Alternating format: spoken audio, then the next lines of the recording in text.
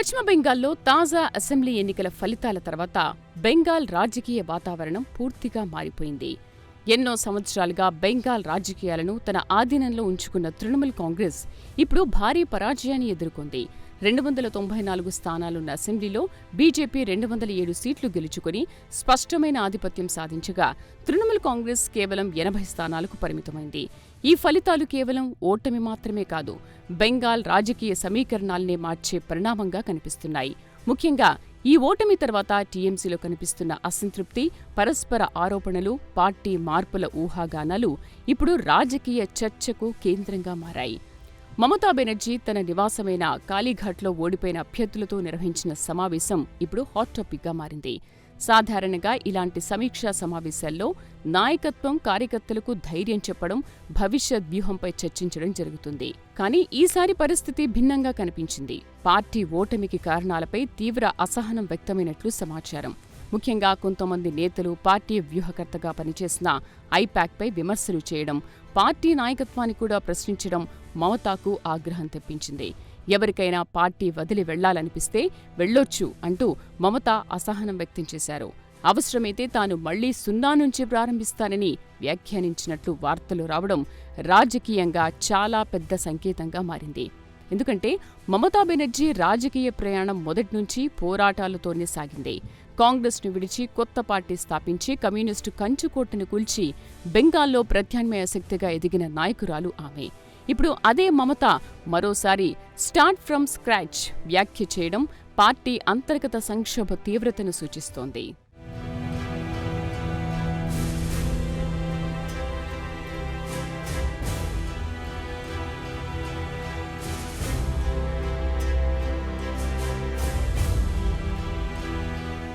మరోవైపు అసెంబ్లీ ఎన్నికల్లో టీఎంసీ ఓటమి తర్వాత ఎక్కువగా చర్చకొస్తున్న పేరు ఐపాక్. ఎన్నికల వ్యూహాలు, ప్రచార పద్ధతులు, సోషల్ మీడియా మేనేజ్మెంట్, డేటా ఆధారిత రాజకీయ ప్రచారాల్లో ఐపాక్ కీలక సంస్థగా గుర్తింపు పొందింది. గతంలో అనేక ఎన్నికల్లో ఈ సంస్థ పనిచేసింది. కానీ ఇప్పుడు బెంగాల్ ఓటమి తర్వాత టీఎంసీ నేతలే ఐపాక్ను లక్ష్యంగా చేసుకోవడం ఆసక్తికరంగా మారింది. మమతా బెనర్జీ నాయకత్వంలో ఎన్నో ఎన్నికలు గెలిచాం, కానీ ఐపాక్పై ఎక్కువగా ఆధారపడ్డం తప్ప అని సీనియర్ నేత కళ్యాణ్ బెనర్జీ చేసిన వ్యాఖ్యలు పార్టీ లోపల అసంతృప్తిని బయటపెట్టాయి. ఇది కేవలం ఒక సంస్థపై విమర్శ మాత్రమే కాదు, రాజకీయాల్లో ప్రొఫెషనల్ కన్సల్టెన్సీల ప్రభావంపై కూడా పెద్ద చర్చకు దారితీస్తోంది. రాజకీయ పార్టీలు నేలస్థాయి కార్యకర్తల బలం కంటే డేటా, సర్వేలు, డిజిటల్ ప్రచారాలపై ఎక్కువగా ఆధారపడితే ఏమవుతుంది? స్థానిక నాయకత్వం బలహీనపడుతుందా అనే ప్రశ్నలు కూడా ఇప్పుడు వినిపిస్తున్నాయి.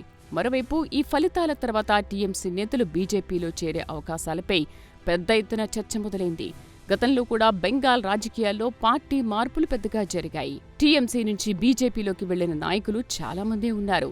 కానీ ఈసారి బీజేపీ తీసుకున్న నిర్ణయం ఆసక్తికరంగా మారింది. 3 నెలల పాటు ఎవరినీ పార్టీలోకి తీసుకోము అని రాష్ట్ర బీజేపీ నాయకత్వం నిర్ణయించడం వెనుక పెద్ద రాజకీయ లెక్కలున్నట్లు కనిపిస్తోంది. సాధారణంగా గెలిచిన పార్టీకి ఇతర పార్టీల నేతలు చేరాలనుకోవడం సహజం. కానీ బీజేపీ మాత్రం వెంటనే తలుపులు తెరవలేదు. ఎందుకంటే టీఎంసీ నుంచి భారీగా చేరికలు జరిగితే పార్టీలో అంతర్గత అసంతృప్తి పెరిగే అవకాశం ఉంది.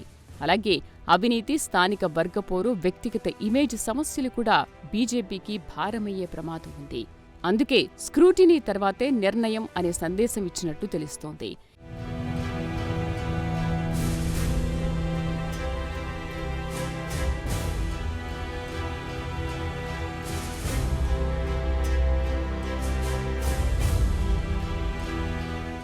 ఇక ఈ పరిణామాలన్నీ చూస్తే బెంగాల్ రాజకీయాల్లో ఒక పెద్ద మార్పు జరుగుతోందని అర్థమవుతోంది.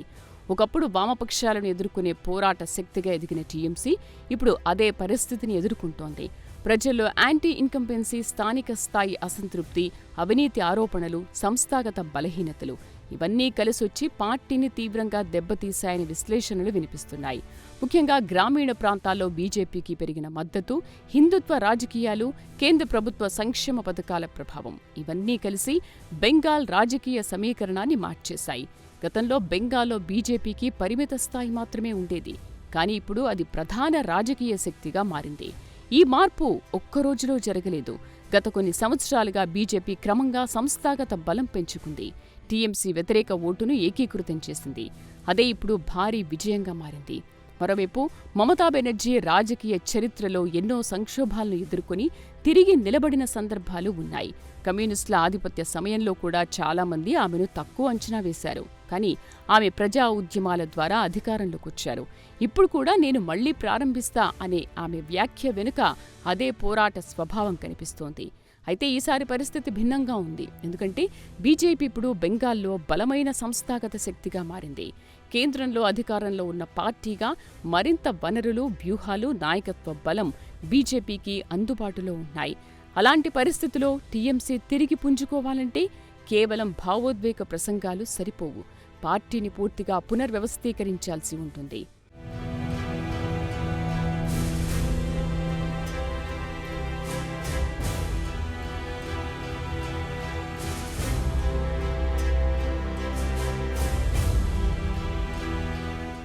ఇక్కడ మరో ఆసక్తికర అంశం అభిషేక్ బెనర్జీ పాత్ర. టీఎంసీ భవిష్యత్ నాయకత్వంపై గత కొంతకాలంగా చర్చ జరుగుతోంది. మమతా తర్వాత పార్టీని ఎవరు నడిపిస్తారు అనే ప్రశ్నకు మమతా మేనల్లుడు అభిషేక్ పేరు ప్రధానంగా వినిపిస్తోంది. ఇప్పుడు ఎన్నికల ఓటమి తర్వాత ఆయన నాయకత్వ సామర్థ్యంపై కూడా చర్చ జరిగే అవకాశం ఉంది. పార్టీ నిర్మాణం, యువతలో పార్టీకి మద్దతు, డిజిటల్ ప్రచారం ఇవన్నీ అభిషేక్ బాధ్యతల్లో కీలకంగా ఉన్నాయి. కాబట్టి ఈ ఓటమి ఆయన రాజకీయ భవిష్యత్తుపై కూడా ప్రభావం చూపే అవకాశం ఉంది. మరోవైపు అభిషేక్ బెనర్జీ పేరు ఇప్పుడు కేవలం టీఎంసీ భవిష్యత్ నాయకత్వ చర్చలకే పరిమితం కాలేదు. ఎన్నికల ఓటమి తర్వాత ఆయన చుట్టూ రాజకీయ, న్యాయపరమైన ఒత్తిడి కూడా వేగంగా పెరుగుతోంది. అసెంబ్లీ ఎన్నికల ప్రచార సమయంలో కేంద్ర హోంమంత్రి అమిత్ షాపై చేసిన వ్యాఖ్యల నేపథ్యంలో అభిషేక్ బెనర్జీపై ఎఫ్ఐఆర్ నమోదు కావడం ఇప్పుడు బెంగాల్ రాజకీయాల్లో మరో పెద్ద చర్చకు దారితీసింది. ఎన్నికల ప్రచార సభల్లో రెచ్చగొట్టే వ్యాఖ్యలు చేశారనే ఆరోపణలతో బిధాన్నగర్ సైబర్ క్రైమ్ పోలీస్ స్టేషన్లో కేసు నమోదైంది. ఏప్రిల్ 27 నుంచి మే 3 మధ్య జరిగిన ప్రచార సభల్లో ఆయన చేసిన ప్రసంగాలు సామాజిక ఉద్రిక్తతలకు దారితీసేలా ఉన్నాయని ఫిర్యాదులో పేర్కొన్నారు.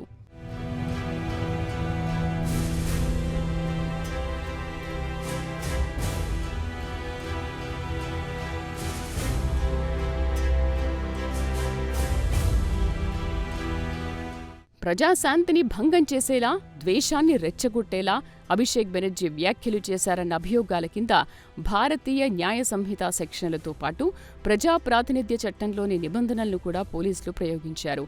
ఇప్పటికే ఎన్నికల్లో భారీ ఓటమి ఎదుర్కొన్న టీఎంసీకి ఇప్పుడు అభిషేక్ బెనర్జీపై నమోదైన కేసు మరింత రాజకీయ ఒత్తిడిని పెంచే అవకాశంగా కనిపిస్తోంది. మరోవైపు అభిషేక్ బెనర్జీకి గత 10 ఏళ్లుగా ఉన్న జెడ్+ భద్రతను కూడా తగ్గించడం రాజకీయంగా కీలక పరిణామంగా మారింది. టీఎంసీ అధికారంలో ఉన్న సమయంలో అత్యంత ప్రభావశీల నాయకుడిగా ఎదిగిన అభిషేక్ ఇప్పుడు అధికార మార్పుతో తన రాజకీయ స్థితి ఎలా మారుతుందో ఈ నిర్ణయాలు చూపిస్తున్నాయనే చర్చ జరుగుతోంది. కొత్త ముఖ్యమంత్రి సువేందు అధికారి నిర్వహించిన భద్రతా సమీక్షా సమావేశాల తర్వాతే ఈ నిర్ణయం తీసుకున్నట్లుగా తెలుస్తోంది. నిజమైన ముప్పు లేకుంటే ప్రభుత్వ డబ్బుతో అధిక భద్రత అవసరం లేదు అనే సందేశాన్ని కొత్త ప్రభుత్వం ఇవ్వాలని చూస్తోందన్న విశ్లేషణలు వినిపిస్తున్నాయి.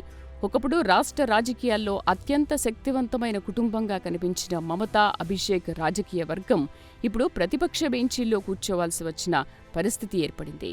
ఇదే సమయంలో అభిషేక్పై కేసులు, భద్రత తగ్గింపు, పార్టీ అంతర్గత ఒత్తిళ్లు ఇవన్నీ కలిపి టీఎంసీ భవిష్యత్ రాజకీయ దిశను మరింత క్లిష్టంగా మార్చే సూచనలు కనిపిస్తున్నాయి.